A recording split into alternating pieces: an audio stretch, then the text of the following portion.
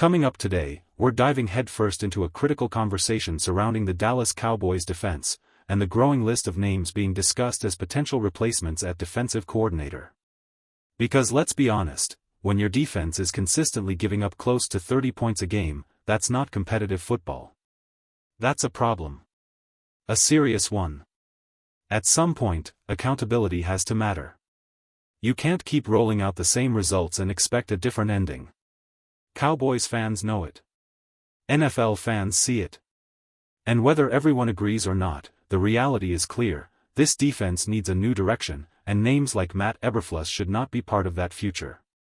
And right here, quick pause: if you're locked into this Cowboys conversation, don't forget to subscribe to the channel, like the video, share it with your friends, and hit the bell icon so you never miss an update. If you care about real NFL discussions, that support matters. Now back to the real issue. The Cowboys are at a crossroads. Searching for yet another defensive coordinator isn't ideal, but settling for the wrong one is even worse. For coordinators in 4 years sounds bad on paper, but sticking with ineffective leadership just for the sake of continuity is how teams stay stuck. Change is risky, but sometimes, standing still is the biggest risk of all. A new defensive coordinator might not be perfect. That's true. But when you already know what you have isn't working, taking a chance becomes necessary. At least the unknown offers hope. At least it offers upside. This time, the Cowboys need to do something different. Brian Schottenheimer has to be allowed to conduct a real coaching search. Not a surface-level process. Not a comfort hire. A real search. One that looks beyond familiar faces and old friendships. Too often, this organization has leaned on connections instead of results. Hiring coaches because they're known quantities. Bringing in names because they feel safe. Yes, Dan Quinn worked out, but that doesn't erase the misses. Mike Zimmer was a familiar face. Mike Nolan was a trusted connection. Neither solved the long-term problem. This search has to be bigger. Broader. Smarter. Just because a name is recognizable doesn't mean it's the right answer. That's why the candidates today fall into clear categories: trusted veterans, experienced coaches available due to regime changes, rising up-and-comers, and, let's be honest, some names that would probably be mistakes. Not every option deserves the job, but every option deserves to be evaluated properly. So let's start with what might be the most talked about name among fans: Al Harris, the Chicago Bears defensive backs coach. Wherever Al Harris has coached, outside of the chaos of 2024, defensive backs have developed, competed, and improved. There have been questions about his past relationship with Trayvon Diggs, and that's a discussion for another day. But at this stage of his career, Harris has earned the right to be seriously considered. Does that mean you hand him the job? No. But you absolutely interview him. He's learned under strong defensive minds, including Dennis Allen, and that experience matters. There's value in blending modern defensive concepts with elements that Cowboys players are already familiar with. That combination could matter more than people realize. Al Harris might not be ready. Or he might be exactly the kind of fresh voice this defense needs. Either way, he belongs in the conversation, and this time, the Cowboys need to get the decision right. Let's be clear about something right away: just because a coach is familiar doesn't mean he deserves the job. That mindset is exactly what has kept the Cowboys stuck in neutral. Take Ken Norton Jr. for example. Yes, there's history there. He's crossed paths with Dallas before, and there's overlap from his time working with Brian Schottenheimer in Seattle. But when you step back and look at the results, the production just hasn't been good enough. His defenses in Seattle struggled, and his time with the Raiders didn't inspire much confidence either. Knowing someone isn't a qualification. Winning is. The same hesitation applies to Mike Zimmer. Going back to that well again feels like repeating a mistake you already understand. Sure, the defense showed some improvement late, but context matters. The competition wasn't elite, and the overall results didn't justify another run. At some point, you have to stop recycling the past and start building toward the future. That's the issue with the bold friends category. There aren't many names there that truly excite you. Familiarity feels safe, but safe hasn't been good enough for this defense. Now internally, Aaron White-Cotton would likely be the top in-house option if a mid-season change ever happened. And while he's respected, the better move might be keeping him where he is, developing the defensive line, rather than rushing him into a role he may not be ready for yet. There's also one intriguing name that probably won't hit the market, but if things fall apart, it's at least worth mentioning: Todd Bowles. He has past ties to Dallas, and unlike many others on this list, his resume as a defensive coordinator is strong. Arizona. Tampa Bay. Proven success. He brings pressure. He brings aggression. Blitzing is part of his identity, something this defense could desperately use. His head coaching game management has been questioned, but as a defensive coordinator? That's a different conversation entirely, and one that makes a lot of sense. And to be clear, the idea of a former head coach returning to coordinator duties does work, when the coach is actually elite on that side of the ball. Bowles fits that description. Then there's Brian Flores. Technically, his contract situation makes him possible. Realistically, it's a long shot. Flores has consistently produced strong defenses, and there's no obvious reason for him to leave a situation where he's thriving. Dallas would love to have him. Any team would. But wanting something doesn't make it available. It's a dream scenario, but probably not a realistic one. Now let's talk about potential regime changes. Jonathan Gannon is a name to monitor. Despite recent struggles in Arizona, he's arguably overachieved with the roster he's had. He understands the NFC East, and while his final defensive year in Philadelphia wasn't perfect, his overall body of work deserves respect. If Miami decides to reset, Anthony Weaver could be another option. His start as defensive coordinator wasn't smooth, but he's begun to find rhythm and identity. Still, with every coach available due to a regime change, the same question applies: why are they available in the first place? One name that stands out for the right reasons is Jim Schwartz. Plain and simple, he's good at his job. Cleveland's defensive success hasn't been the problem. Offensive inconsistency has. If availability lines up, that's a coach who brings credibility, toughness, and a proven defensive system. At the end of the day, this decision matters. The Cowboys can't afford another hire based on comfort or convenience. This defense needs leadership. Identity. Edge. Whoever gets this job has to bring real answers, not familiar excuses. And that's why this search has to be done the right way. If Cleveland decides to completely reset its coaching staff, the competition for top defensive minds will be intense. Some of these coaches won't just be options for Dallas, they'll be in demand across the league. That makes this search even more important. The Cowboys can't afford to hesitate. One name worth discussing is Raheem Morris. If he becomes available, it wouldn't be shocking. Atlanta's struggles haven't been purely defensive. The offense and organizational decisions, especially at quarterback, have played a major role. Morris has real experience coordinating defenses at multiple stops, including the Rams, where his work stood out. There's also familiarity with concepts tied to the Dan Quinn era, which could make the transition smoother. If the Cowboys wanted a coach who understands modern defenses but can still stabilize a unit quickly, Morris would be a legitimate option. Another candidate to consider is Denard Wilson. Tennessee's defense has followed a familiar pattern: competitive early, worn down late. Personnel limitations and offensive struggles have put that unit in tough positions. Still, Wilson has shown enough to suggest he could be worth deeper consideration, whether as a coordinator candidate or as part of a broader defensive staff overhaul.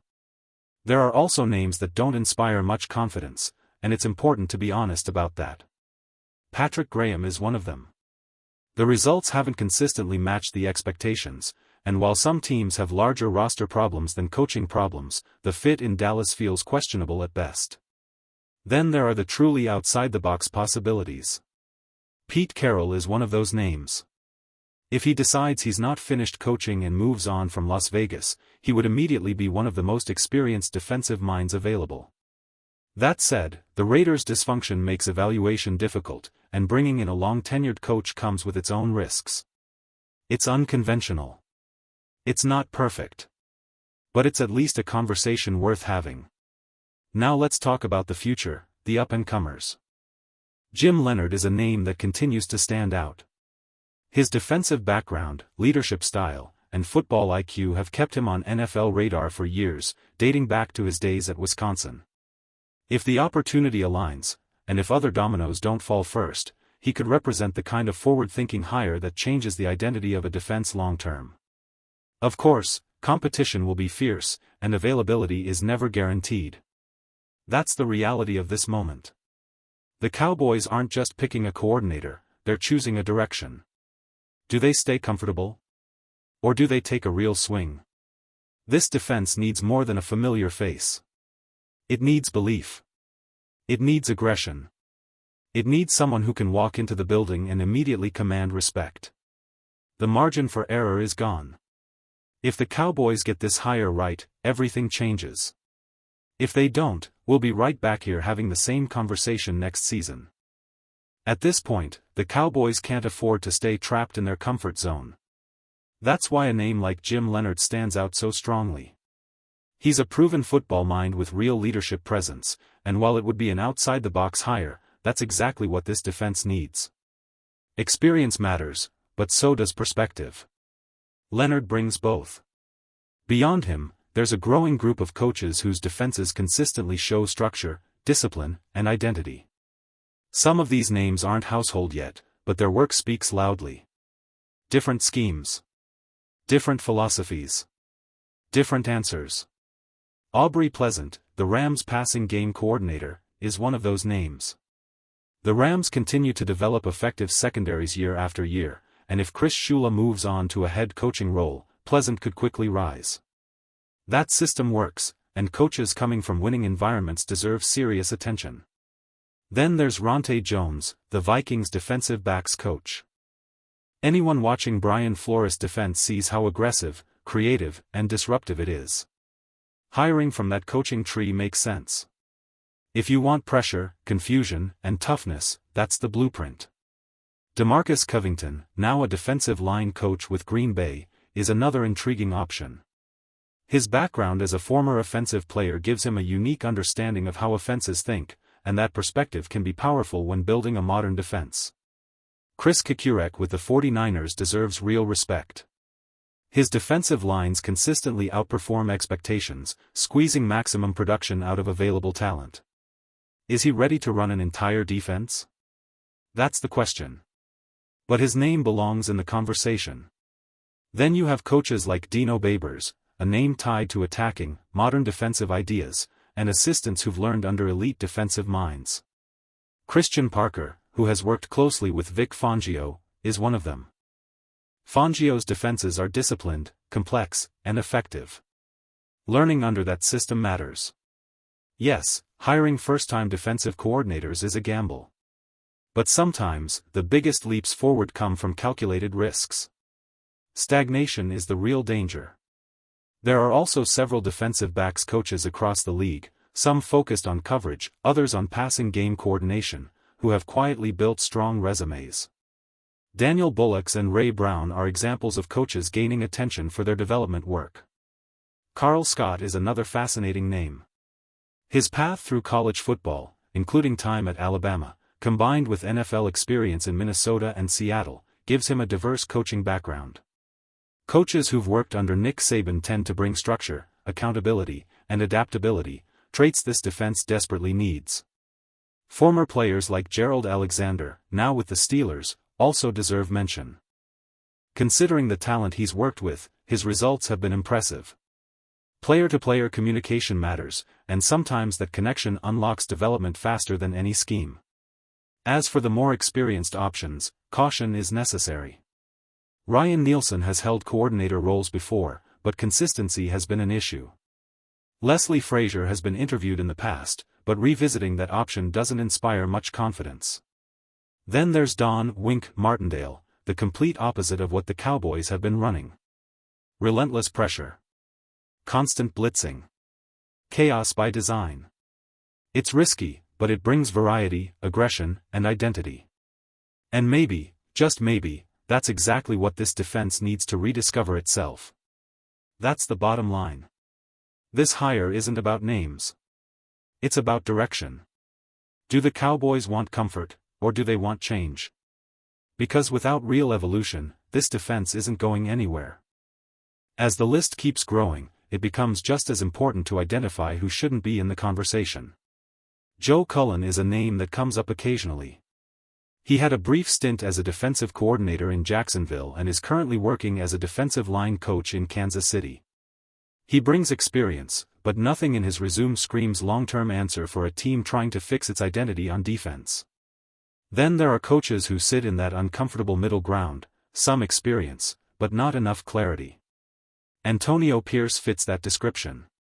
He's called defenses before at the college level, but translating that to the NFL at the highest level is a massive leap.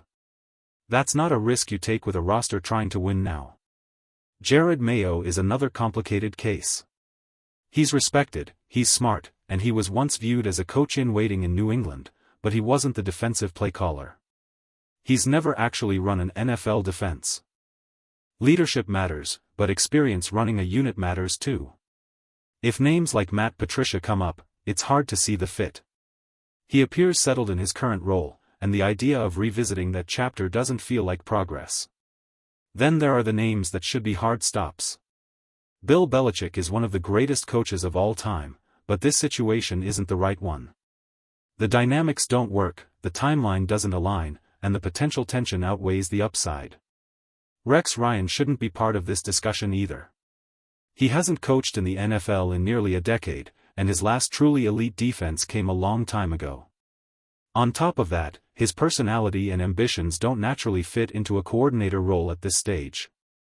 Steve Wilks, recently let go by the Jets, also falls into the category of moving backward rather than forward. As for Aaron Glenn, there's no real expectation that he becomes available, and even if he did, the internal issues and fit concerns make this one far from ideal. This is the phase of the process where discipline matters most. Not every big name is the right name. Not every resume fits the moment. The Cowboys don't need nostalgia. They don't need headlines. They need a defensive coordinator who can build something real, and make it last. Because the wrong hire here doesn't just cost a season. It costs belief.